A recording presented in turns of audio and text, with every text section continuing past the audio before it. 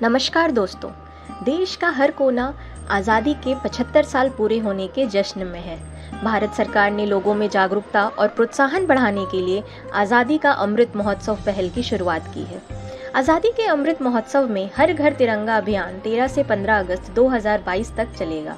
इस अभियान के माध्यम से सरकार 20 करोड़ घरों पर तिरंगा लहराने का लक्ष्य रखती है। स्वतंत्रता दिवस मनाने से पहले आइए हम सभी अपने राष्ट्रीय ध्वज से जुड़े कुछ दिलचस्प बातों को जानते हैं। हमारा झंडा कब अपनाया गया था? स्वतंत्र भारत के झंडे का चयन के लिए 23 जून 1947 को राजेंद्र प्रसाद की अध्यक्षता में एक विशेष समिति का गठन किया गया था।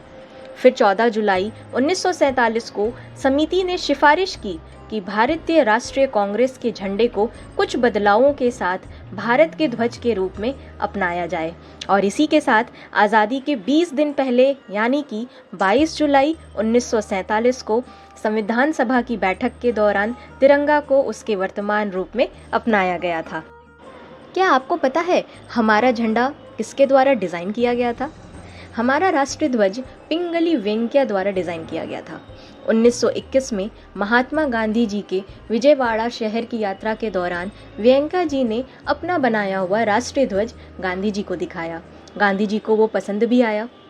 1921 से कांग्रेस की सभी बैठकों में वेंकैया जी के झंडे का अनौपचारिक रूप से प्रयोग किया जाता रहा। उसके बाद उसी झंडे में कुछ बदलावों के साथ बना दिया गया हमारा भारत का वर्तमान झंडा। तो कैसा दिखता है अपना तिरंगा? कुछ ऐसा, पर इसमें तो 4 रंग है। फिर इसे तिरंगा क्यों कहते हैं? हमारे ध्वज के रंगों को 2 भागों में बांटा गया है। प्रमुख रंग यानी कि केसर या भगवा, सफेद और हरा, और माध्यमिक रंग यानी कि गहरा नीला। भगवा रंग देश की ताकत और साहस का प्रतीक है।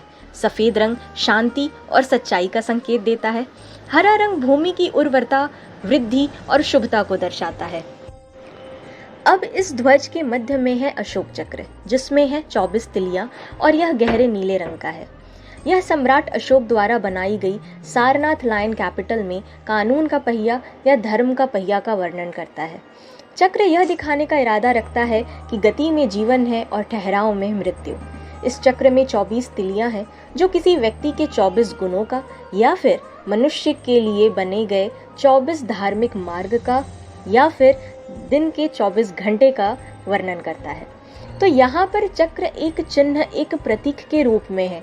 इस चक्र का महत्व है ना कि उसके रंग का, लेकिन बाकी 3 रंगों में रंगों का अपना अपना एक महत्व है। इसलिए हमारा झंडा प्रमुख रंगों की वजह से तिरंगा कहलाता है। हर देश का एक नियम, एक संहिता होती है अपने ध्वज के लिए। भारत में इसे भारत का ध्वज संहिता 2002 के नाम से जाना जाता है। ध्वज का उपयोग इसी संहिता द्वारा नियंत्रित होता है। इस फ्लैग कोड में बहुत से नियम लिखे गए हैं जिनका पालन सभी देशवासियों को करना होता है, जैसे कि झंडा खादी या रेशम का बना होना चाहिए, ध्वज आकार में आयताकार होना चाहिए और इसकी लंबाई और चौड़ाई 3:2 में होनी चाहिए। मूल संहिता में निजी नागरिकों द्वारा ध्वज के उपयोग पर रोक थी, सिवाय स्वतंत्रता दिवस और गणतंत्र दिवस जैसे दिवसों पर उपयोग करना।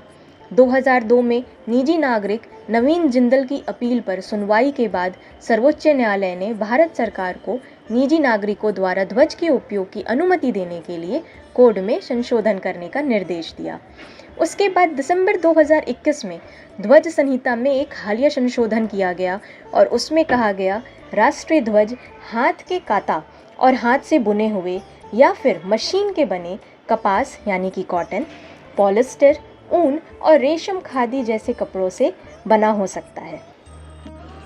इसके साथ ही ध्वज के लिए निर्माण प्रक्रिया और विनिर्देश भारतीय मानक ब्यूरो द्वारा निर्धारित किए जाते हैं।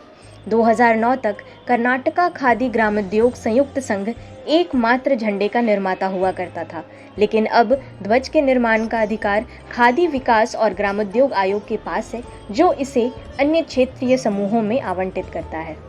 तो अगर आपको नेशनल फ्लैग से जुड़े इन फैक्ट्स को जानकर अच्छा लगा हो तो आप करें चैनल को सब्सक्राइब। आप सभी को भारतीय स्वतंत्रता दिवस की बहुत बहुत शुभकामनाएं।